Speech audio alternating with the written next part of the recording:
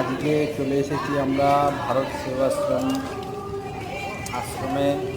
এখানে এসেই দেখতে পাচ্ছি গুজরাটি নৃত্য। তারা তাদের ভাষায়, তাদের গানে, তাদের তালে সুন্দর নাচ করছে। সেই ভিডিও আপনাদের সামনে তুলে ধরলাম। ধন্যবাদ। প্রত্যেকে সাবস্ক্রাইব করে দেবেন, লাইক কমেন্ট শেয়ার করে পাশে থাকবেন।